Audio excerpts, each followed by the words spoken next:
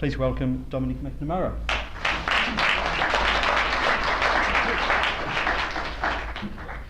I have to thank you for having me here, even though it is under, well, let's say circumstances we would rather not have. Keith Basterfield, I hail originally from the UK, but I've lived most of my life in South Australia, in Adelaide. So Keith and I know each other quite well. And we were chatting on the phone, and he said, my plan B is if I don't get over this, you're doing it. I said, okay, but you'll be okay, right? And in the end, Keith had to bow out by way of his doctor's orders. However, he has blogged his presentation material. So if you look him up for his blog site, Keith Basterfield on the line, you will in fact be able to go over and mull over some of the information that he was due to present to you today. So, as for me, that was my opener. Who am I? So, yes, you already heard, I'm the secretary, my wife's the president.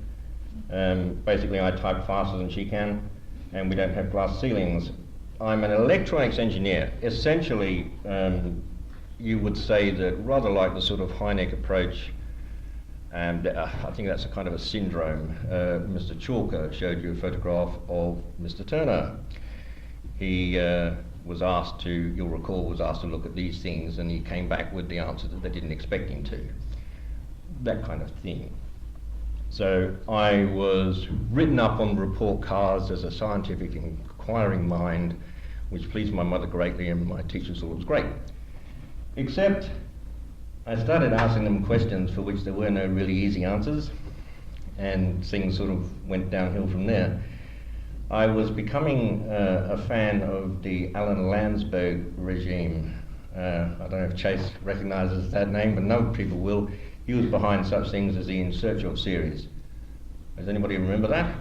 Yeah, Leonard Nimoy seemed like a good pairing, actually.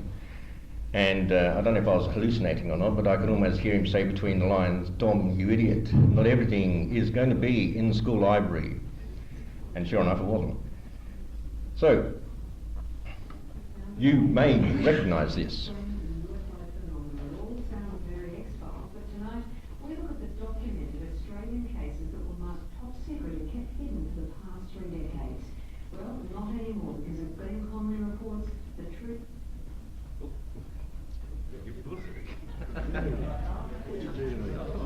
Get it?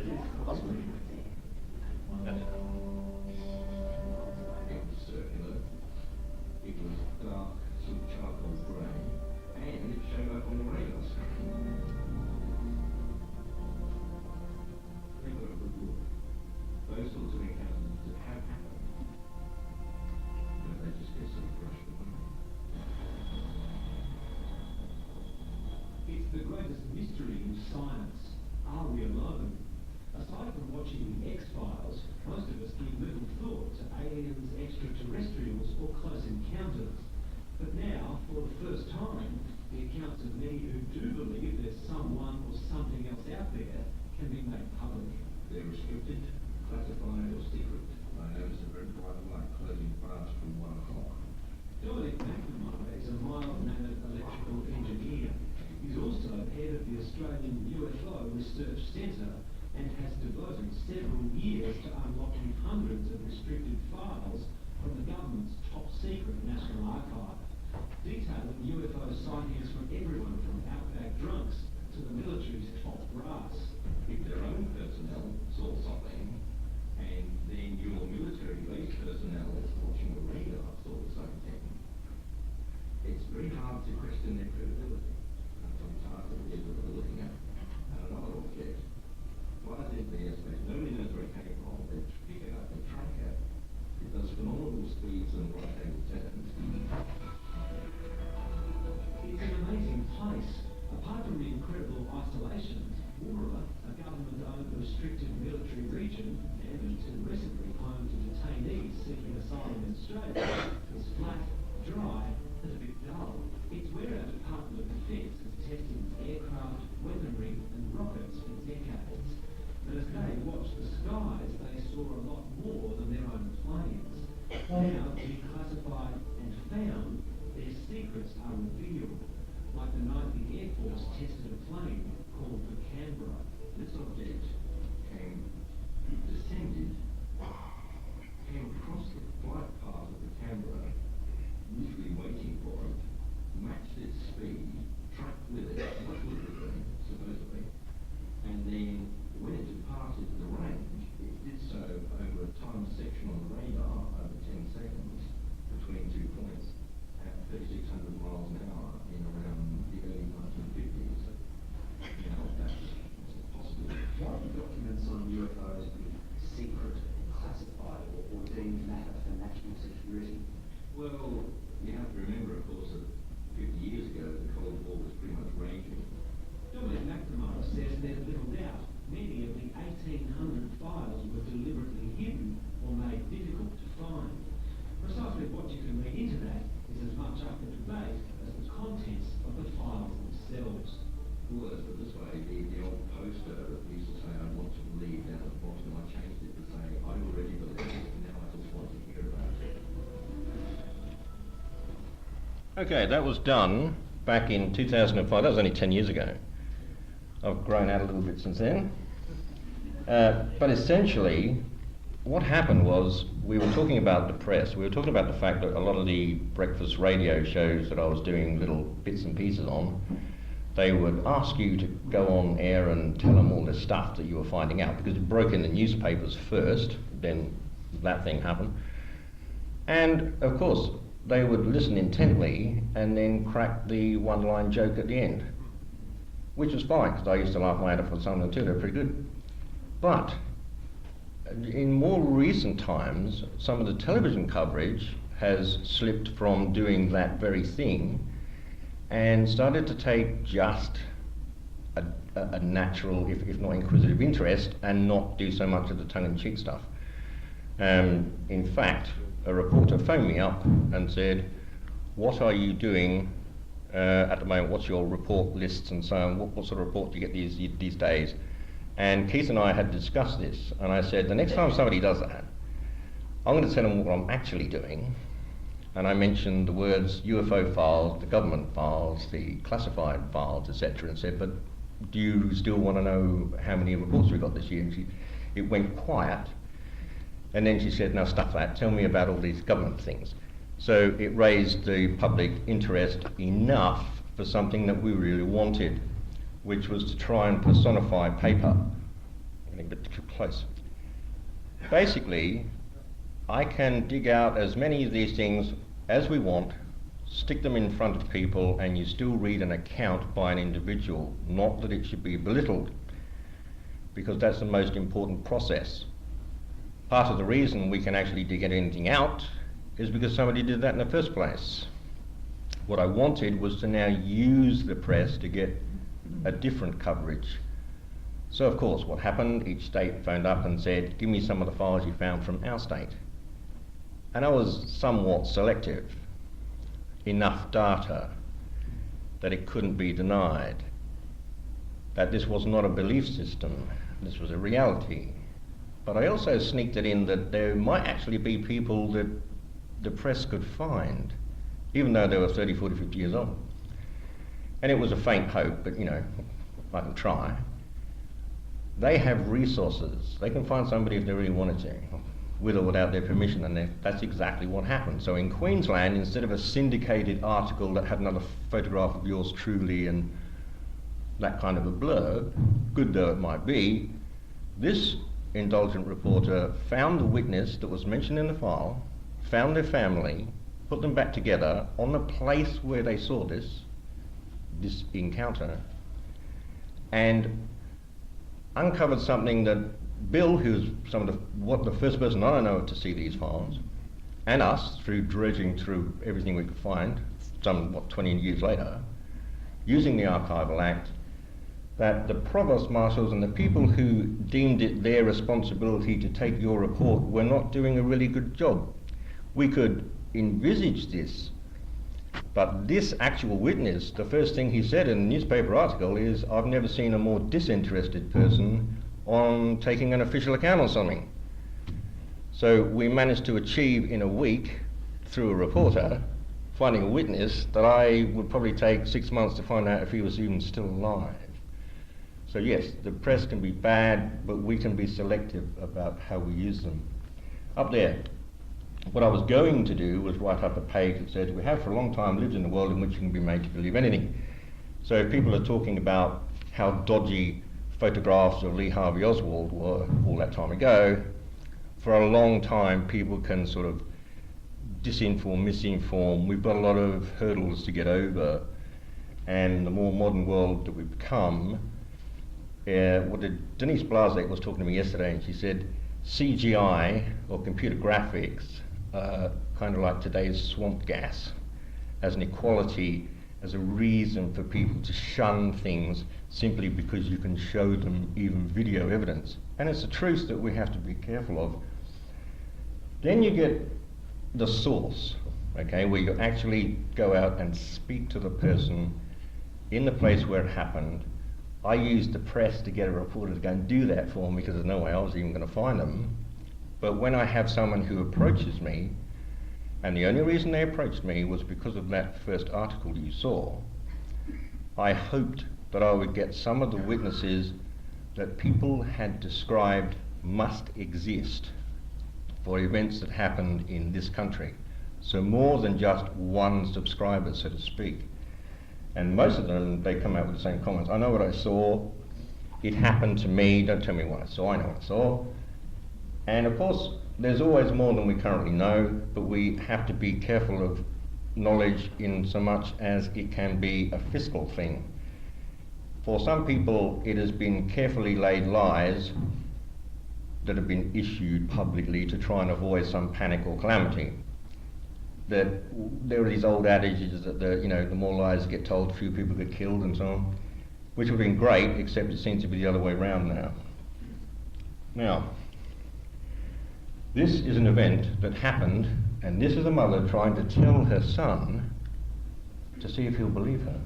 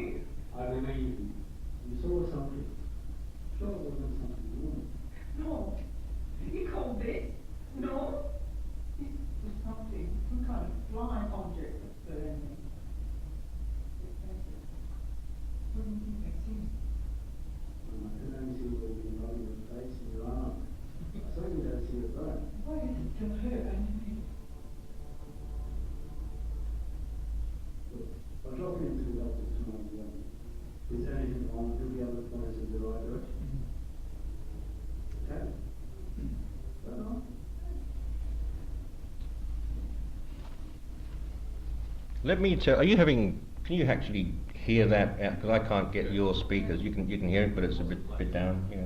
See if we might see if we can get some more laptop volume. But this was something that happened to a particular woman. That was the woman who played the part in our recreation. And Robert McFarlane was the other, Corinne Sennett was the actress. But we could recreate them rather than just write the story. If we write the story and we give it around to people like you who are particularly interested in what happened, you might be the only people who ever read it, which is important to me. You might only be the ones who search it out on the web, but we wanted to approach something of, well, let's not call it entertainment, but the idea that anybody could sit down and watch it and get the story or the account. That this production level was just high enough that it'll be a 1-hour featurette that releases also at the end of the year. The book and that go roughly at the same time. However, her problem was the same problem everybody else has. If you tried to take something that was uniquely your observance, and at the time she thought she was the only person who saw it. What she had to do, I don't know if you've ever seen these old homesteads that get rented out so people can have a country retreat for the weekend. They 26 bedrooms and millions of dollars worth of old world furniture. Well, she had one of those places, and I don't think it was worth that much. And as a family heritage place, she didn't sell it, she leased it out. She lived somewhere else. She had a part-time job somewhere else. But they still had stock on the land, they still had sheep. So one night, she had to race out there because they had a wind-powered bore. Now, on an earlier presentation, I'll refer to everyone's presentations as they go along, and that's important. You saw a rainwater tank. And that was the one, I think, from Bill Chalker's material. And the idea of interest in being over, above, or removing water. Recall that? In this scenario, it was now dark by the time she got out there. This is not downtown stuff. This is a small country town. It takes half an hour. By the time she got there, even in summertime, after knocking off work at the local hotel, at 8:30, it's dark. She has to go through several bar gates, but she's allowed to leave them open to access other people's property to get to her own. When she gets out there, we're talking about a concrete tank. You know, the kind of storage ones, not the small corrugated water ones, but a massive concrete job. So it's about 5 to 6 meters in diameter. She took me out there so we can actually see the lie of the land. It's downtown nowhere. You can't see anything anywhere else except that property. You go up the side of the hill, the tank is embedded in the hill, a bore water mill fills it up, and it gravity feeds a stock trough so sheep can drink from it. It's as simple as that.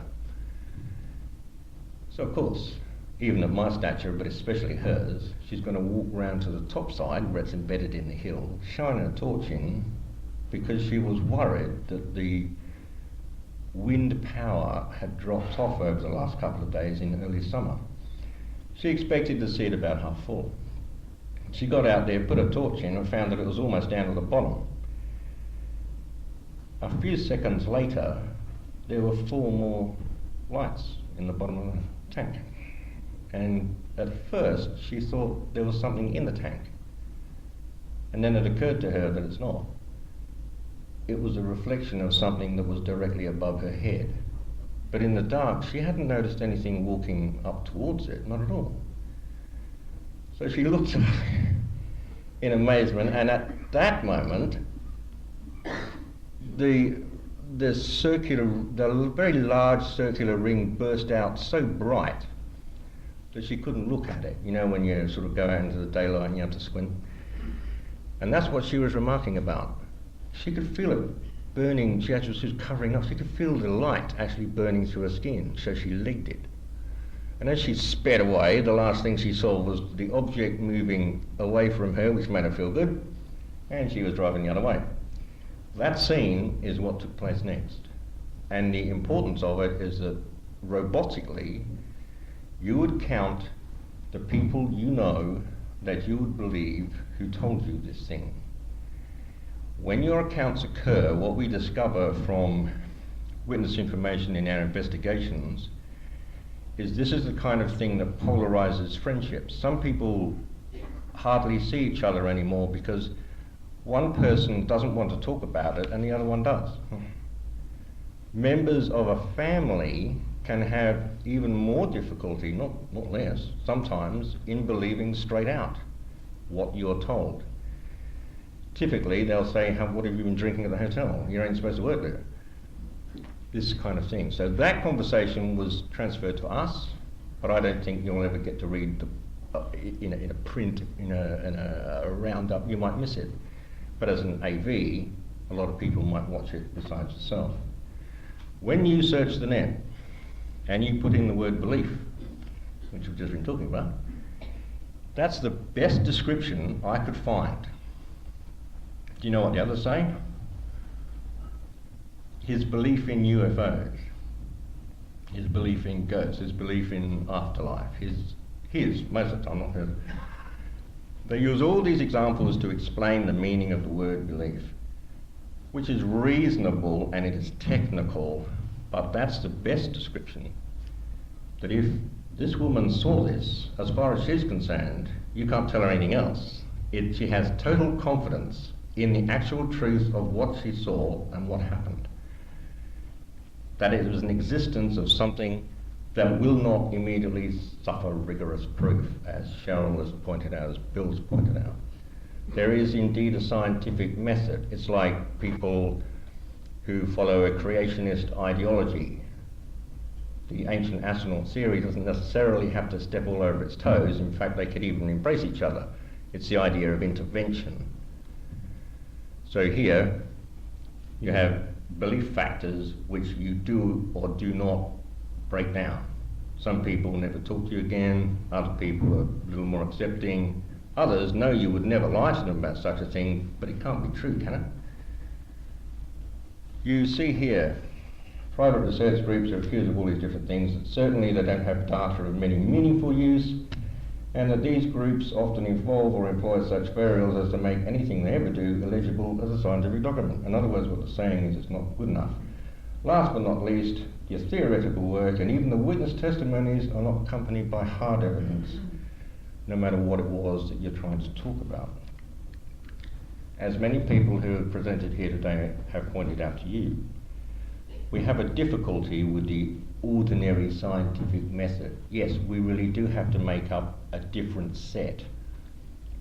But don't think for 1 second that scientists themselves don't do the same thing. I'll explain that later. She had a scientific relative. He was going to explain it all the way.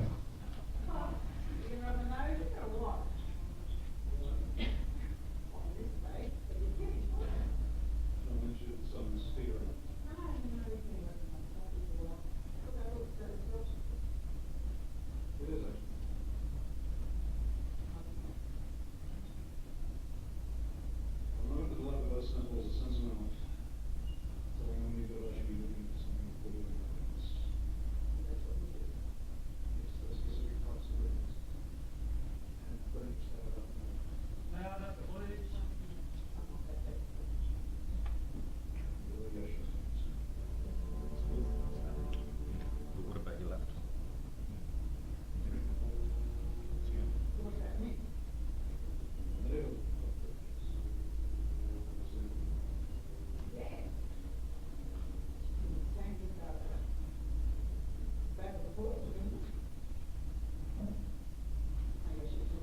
No, don't tell her about any of this.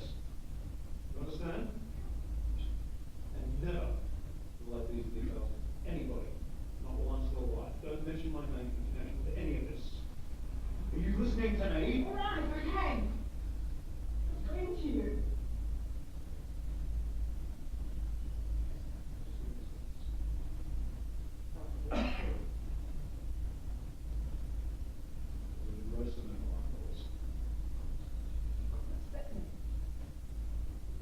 What this means is that either there was an unknown entity, you, or a vast tracts of farmland, illegally of course, or it was something unknown. Either way, it's dangerous for both of us if they think we know about it. What do you say?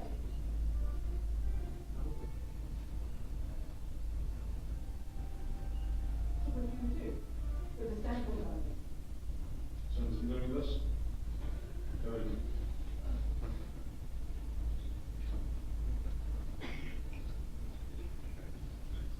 Well, aren't you going to stay for a while? Today, I was standing here.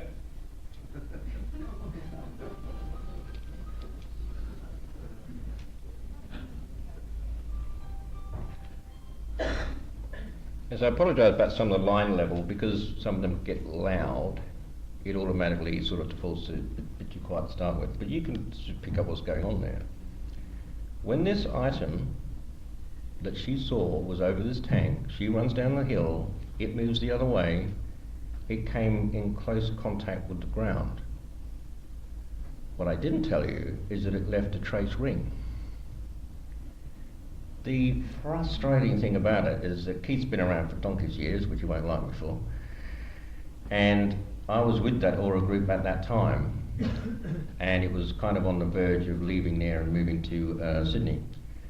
But the people who contacted me did so as a result of the press argument. We went over that before. And I immediately turned to people who had this kind of history and said to them, so you know all about this, right? And he said, no, I've never heard of it. So it was 12 years old by the time I heard about it. The grass had regrown, there was really nothing to speak of. And then my witness tells me that she had a relative who worked in a laboratory down in town. And he said, I'll take a few samples, I'll blow it out of the water, you'll have nothing to worry about. And then he came back, and you'll notice what happened was he was no longer in an argument of whether or not something occurred. His fear was now that if this is real, I don't want you to mention me about it because I'm not sure that we're supposed to know. And it turned out to be the worst possible thing. I contacted her after I got home. About a couple of weeks later, I'd written up the investigation report. As people have pointed out to you today, that's the important bit. They have to be contemporaneous notes.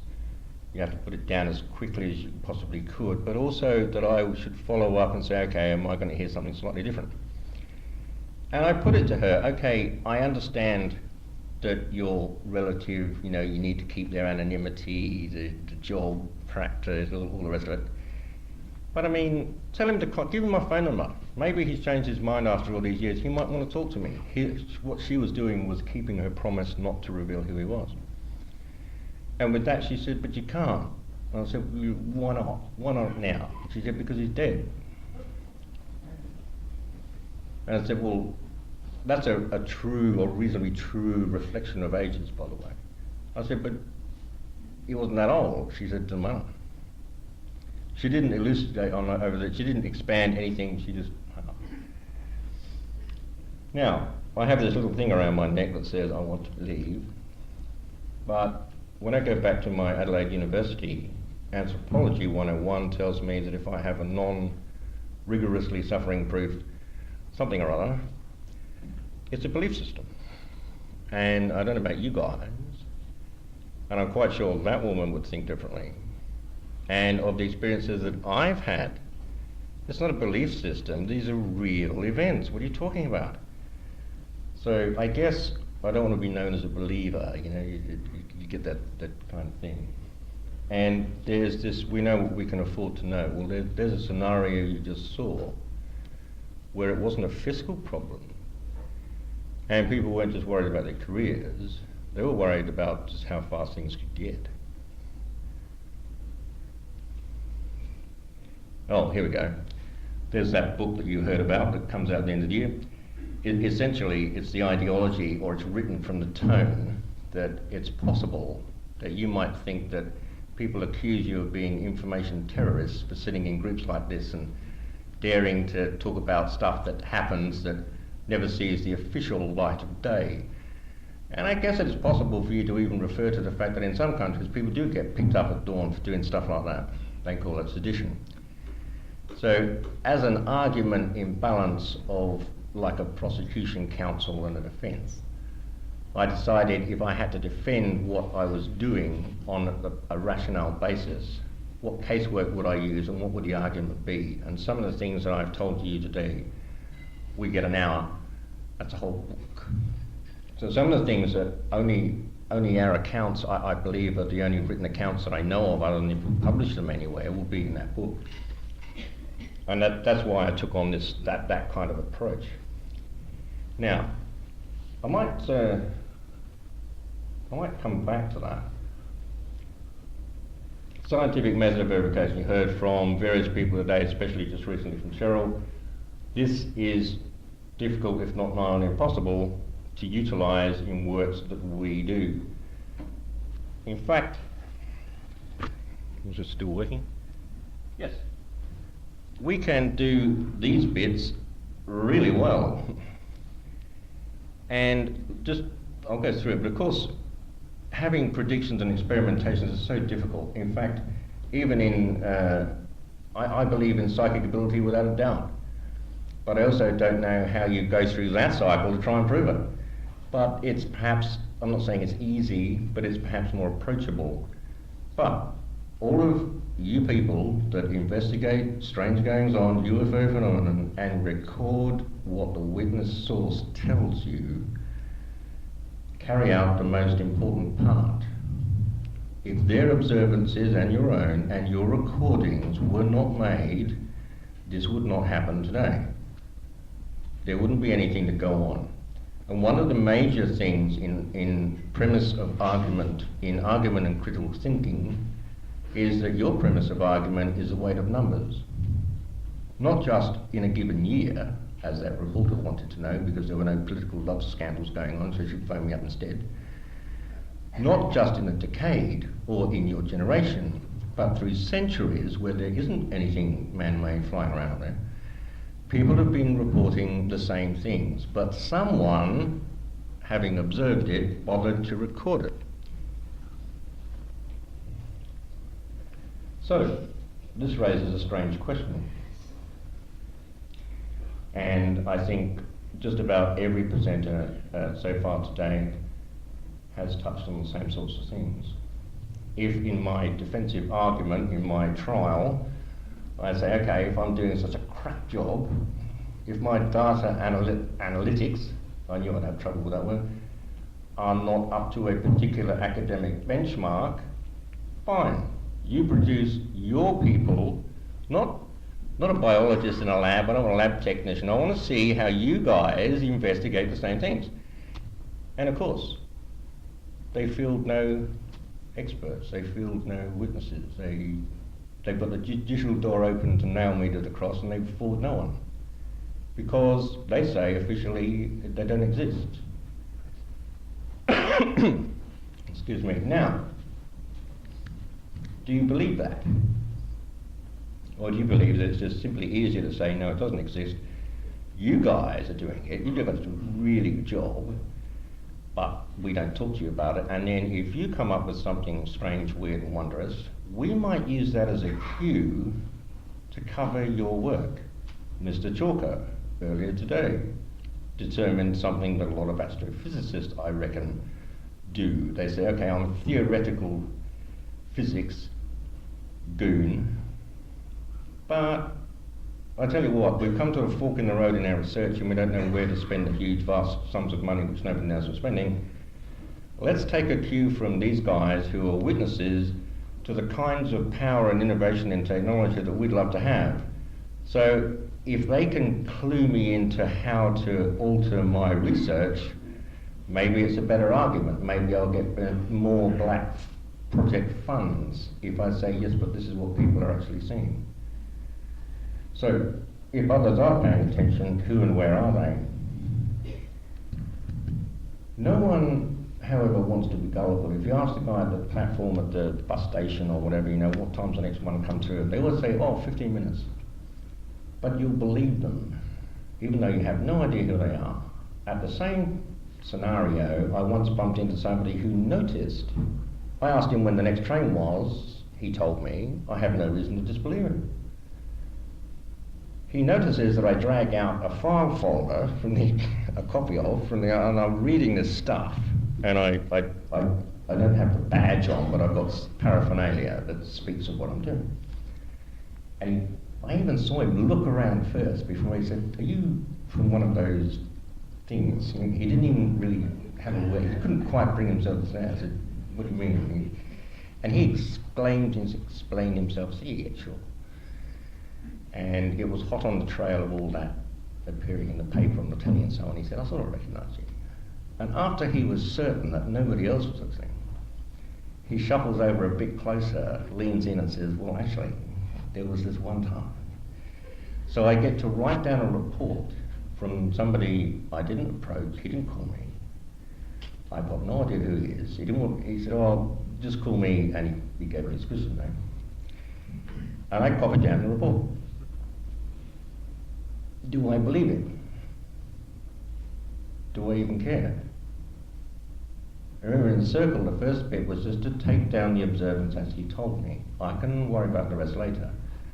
And to my surprise, when I got home, because that was when I was on the Indian Pacific, I went to punch this thing in. And I found on our catalogue and summaries, which Keith and the gang were doing while I was scanning the documents from the archives, because they're word searchable, we included some of our current sightings and so on. And it turns out that this guy saw the same thing somebody else did. But from his description, I didn't recognise it. It was only when you were looking at dates, times, places, that I realised that it correlated with something else. But this idea of not wanting to get taken twice in your life over one thing makes people highly suspicious of the average out of left field account that people might give. And in case you ever do any line or online searching and you come up with a term called ARIC, it covers us and a whole lot of other people. Amateur research investigation groups. They exist in every sense, from little or no monetary input to spending all they have in pursuit of knowledge, the outcomes of which will profit them very little indeed. So what is it that paranormal groups, such as this is under the same banner, do that is so wrong that it annoys the hell out of everyone else? In the end, it's this methodology and output that are not up to scratch. How many groups do you know that you're a part of, that you've heard, that you've had anything to do with, or as an investigator yourself, which publicates data using graphs? Just hold the thought. Now, when was the last time you saw graphs indicating, dare I say, trends or patterns in UFO reports? That UFO Investigators Handbook, which you would have seen earlier in the day, we've got a copy. And it was beat up and well used by the time I got hold of it. There are other types, but in the end they all agree on one thing. How do you present, say, in Bill's case, the life works of data? What you have to come to grips with is that we like to categorize or reference things. We like to say, oh, it's nocturnal, it was a daylight sighting, it was this, it was that. Vehicle interference cases, get a category all themselves. That's fine, I do the same thing. But after that, each account is unique. They can smack of the same types of terms that you recognize amongst all of them, but that's it. Each one of them is totally unique and distinct. Some people are just in the right place at the right time. You could be an ARIC, say for instance, that is in research of the nocturnal, the sexual reproduction habits of a nocturnal frog. That's still an amateur research investigation group, I'd like to see the report, but the learning institution from Who Knows Knowledge, that's a chapter in the book, they are the research institution, they are the institution of knowledge that credentialed the people involved in that group, or even if there's only one of them. It's like being a panel beater and there's someone who's allowed to sign off on the work. They only need one person to do that. But if you've just got one person who is credentialed by the same institution that will look at their research paper and say, hey, that's cool, because you're presenting it the way we taught you to. And we rubber stamp that kind of stuff. So they have peer review. My work is peer reviewed by what academic institution that credentialed me in being a UFO researcher? No one. You guys do. Of course, you have to be in the right place at the right time.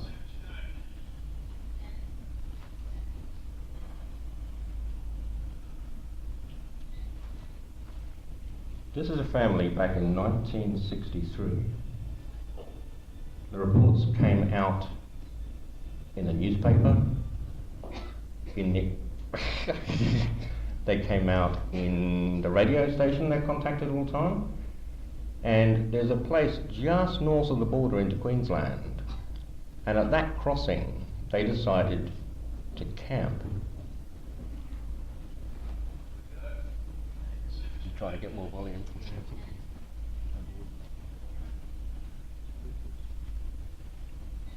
Yeah, it gets loud later on. That's what the problem is.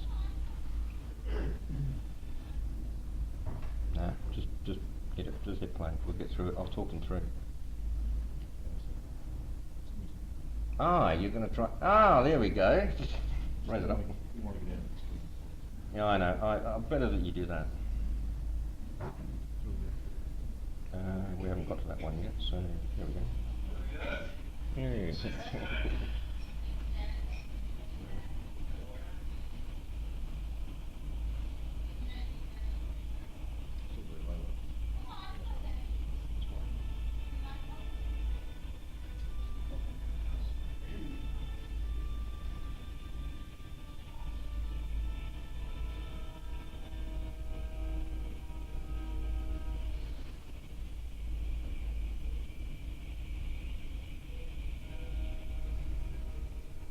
But you said that we're supposed to be more trains coming tonight.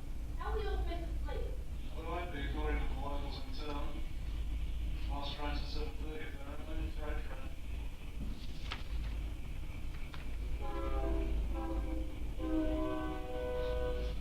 Dad, are we gonna have a party for Ryan's birthday?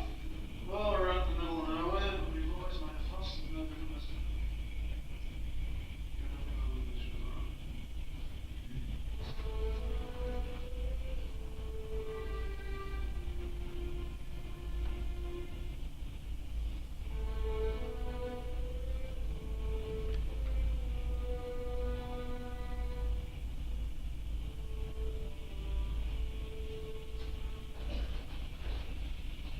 Hey Dad, what's that bright snow? I don't know. Could be one of the planets, I reckon. Really? Which one? Not too sure, but it wouldn't be Mars. It's not red enough. Do you think Martians are real? You've been reading those annuals so often, I think it's 2 months about getting you a new one. Still. Your brother's probably the next best thing. Sure, explain what.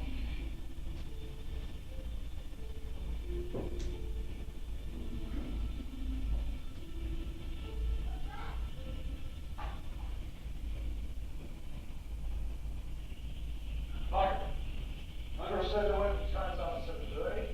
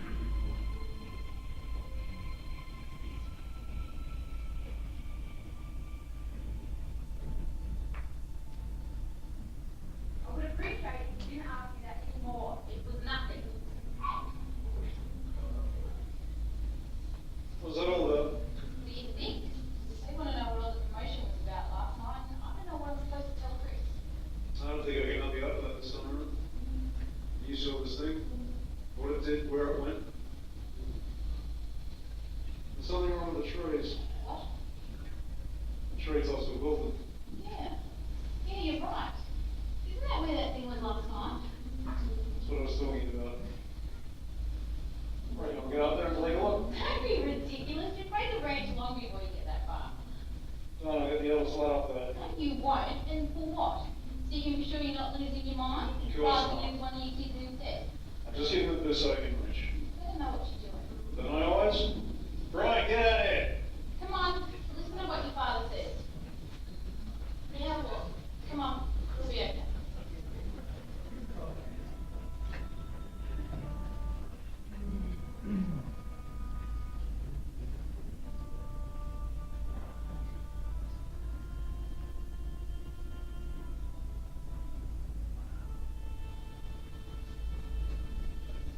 What I want you to do, drag some of those branches down. I want them to drooping. See them? Give me a reason. 1, 2, 3. There you are. What'd that tell you? Yeah, all right. You be careful up there, Brian. Watch what you're doing. Trishky's done this more times than you can ever think about. Look out below! Truth, have a look at these. One of the looks strange from down here. Virtually tended the park. Mum, we've seen these before. Yeah, right. What are you talking about? The bushfire near our way. You remember Laurie? Threatened the house. Didn't burn every bush in the place, but it sure dried them all out.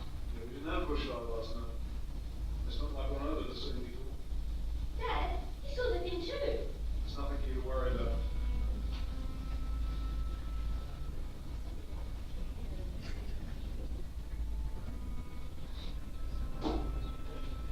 Hey, Chris, turn off. You're gonna have to think of something better to say.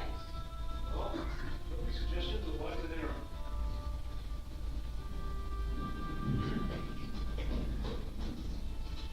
What do you want? What's the matter? According to them, nothing. What did they tell you? What are you doing?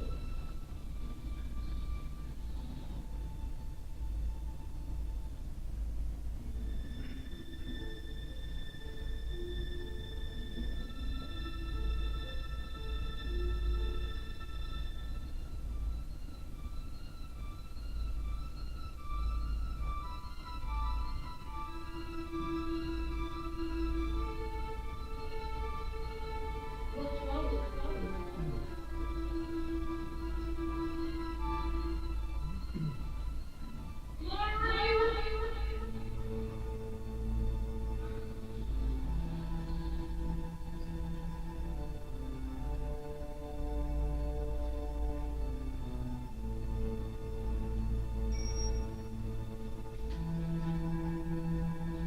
What is it?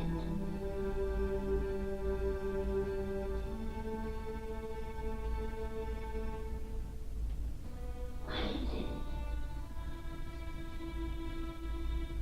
Where are we? Where am I? What is this? Leave me alone. Leave me alone. To live without fear. What has that? Let's just forget about it. And she did. That was the witness. The girl was the witness who spoke to me. That message was the one she spoke to me. But if I just write it down, it'd take me 15 minutes to describe this. So you can see why we started to take an approach where we got actors and started recreating them exactly as the account told us. Now, we're going to pull up a little short.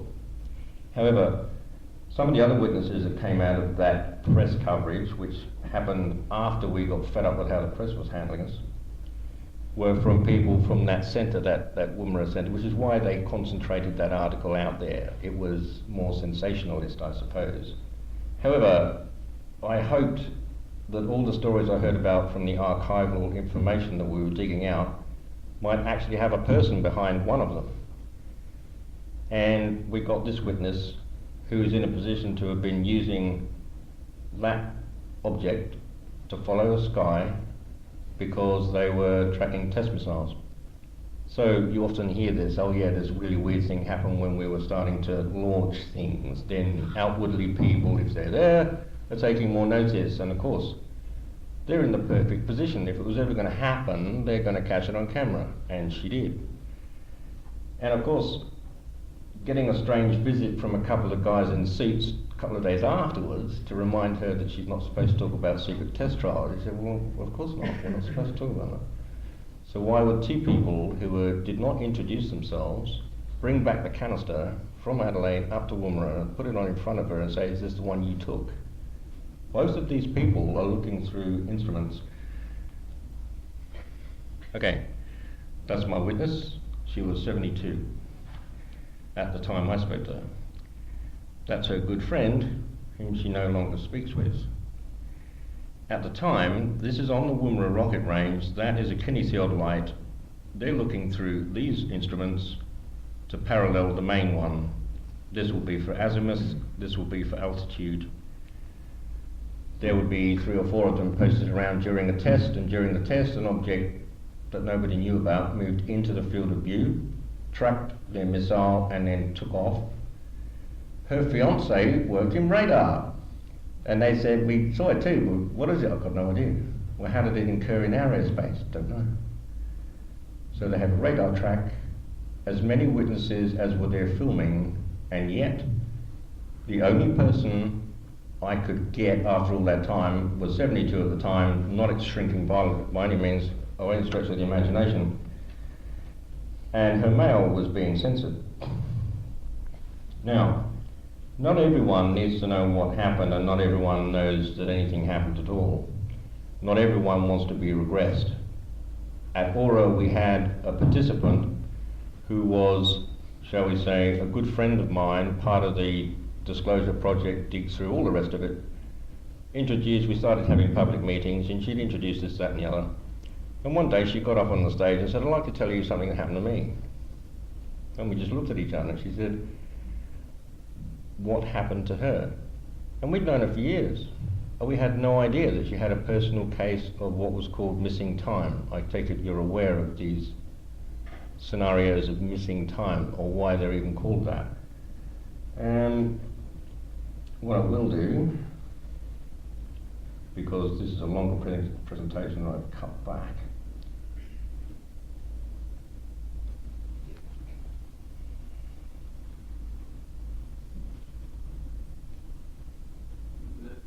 Nope.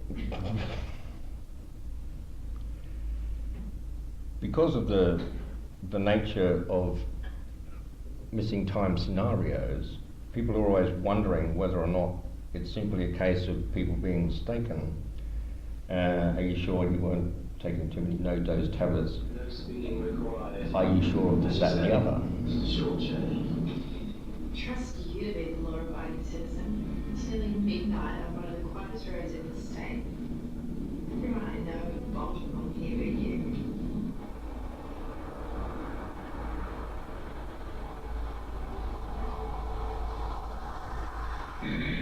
Maybe you were right about that wearing out thing after all. Oh God, what was that? What was the edge of the road though? What? The edge of the road. How should I know? Just watch out for that ditch.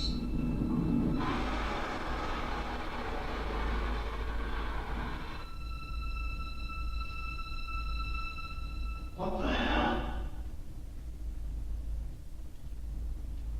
There's really no way over here. It's Carlo and he's dead. How long are we going to be stuck here? After it's fine. Nearly perfect. How the hell are we getting home? Could be hours before anyone comes by. How am I doing now?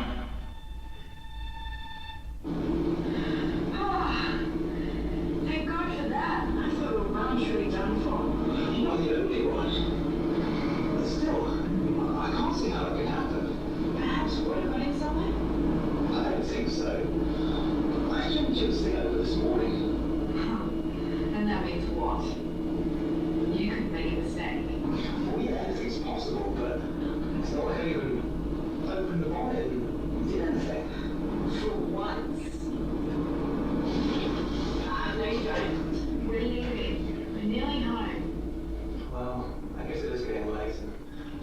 got stuck here, but I'm gonna check this thing out tomorrow.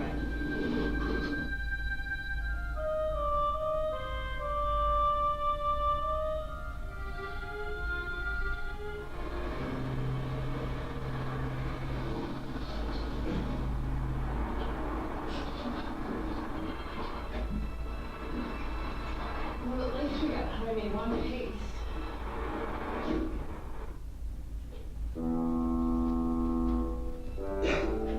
What I will tell you is these guys were driving back from a friend's house in the 70s. Because they were newly built estates, they didn't want to go back and forth along the tarmac, so they used a dirt road between them.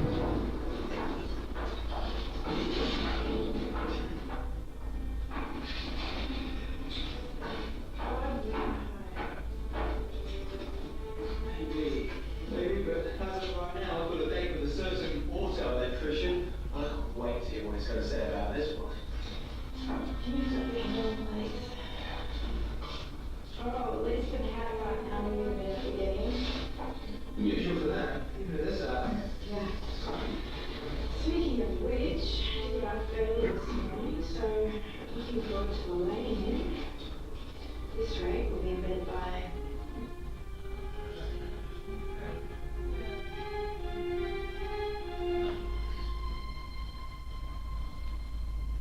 Stephen, has the clock stopped?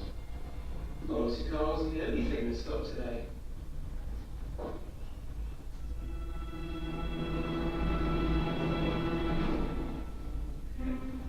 Stephen, it's 3 a.m. How can that be? Can't be. We left at 11:30.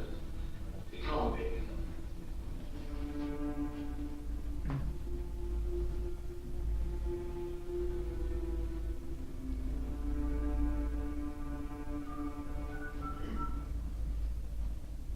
And the third stroke to time will be 3, 2, precisely.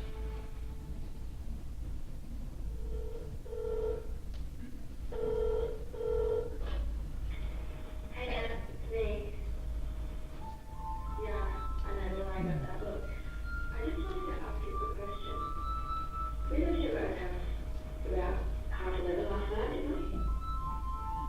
Yeah, I thought so. Well, Nothing wrong with it. As far as he's concerned, it couldn't happen the way we describe in any case. that's enough for me. Meaning, Come on, Stephen. You know what must have happened. We lost 3 hours, and it happened on a road when, for no reason at all, our car stopped. And apparently so did everything else. well, yeah, but how on earth can time move on without us?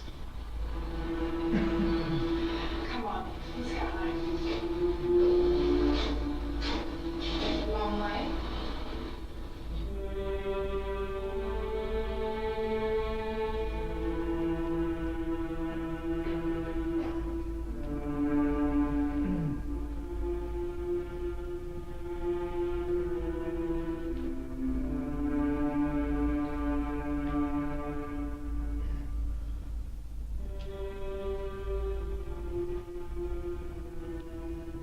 Okay, now mine is like a 2-hour presentation cut down into one, and I'm going to leave it with Bud Hopkins' words, but essentially, even I know what it's like to see something that shouldn't be where it is, as simple as a big cat. Have you heard of those sort of southwestern Sydney sightings of big panthers and cats and whatnot? I saw one. It's no good you telling me, oh, you probably saw it. No, I slowed down about 25 miles an hour. It was taking up my side of the road, and I was only about 25, 30 yards away from it. And on roadkill, you know, it was eating on the road. And eventually I tapped the horn, and even then it slinked away slowly. I said, that's a cat. It's a whopping great cat. It wasn't black, it was earthen. It was in the far west of the state, not the mountains. One night, I did see a black one in the mountains, but the problem is, it's not cryptozoology so much as it is seeing something that isn't in the wrong place. A parapsychologist called Tony Jinks, if you ever catch his act, that's a good idea. He determined when he saw one, and his colleague said, you don't tell me, I know what I saw. So he changed his questions. One of the questions was, do you believe in vampires? And everyone said no. He changed it to the same cross-section, but with different sampling set of people, to do you believe that vampires once roamed the earth? And he got a significant change where they all started saying, well, yeah, that's possible. But he's essentially asking the same question. So the human factor in perceptions is very important. And as Cheryl pointed out, part of your research, Bud Hopkins was early on, and he didn't come with a manual. The idea is to help reintegrate those people back into society, not just to extract information and leave it at that. All I can say to you is that the UFO Society of Western Sydney, which existed when I first moved over here, changed its name into the UFO and Paranormal Research Society of Australia because, rather like maths, biology, chem, fears, it's hard to do one without leaking into the other. If we miss the things that are important that were going on around a witness at the time and at or about the time, I'll miss the fact that one of my witnesses couldn't use a cordless phone for a month, but everybody else could. Electrical things that spark around people, he lost a third of his weight, but medically, technically, scientifically, he was fine. He had a sighting, he had a bizarre report, which will turn into one of these things one day. However, medically, they couldn't find anything wrong with him, but we know that really strange part about his experience didn't correlate with a UFO sighting, it was about what things happened to him after the fact. So it's important to have a well-rounded approach. What Keith Basterfield would say if he was here was a cross-disciplinary approach. And I'm very grateful for all your patience and attendance here today. Thank you.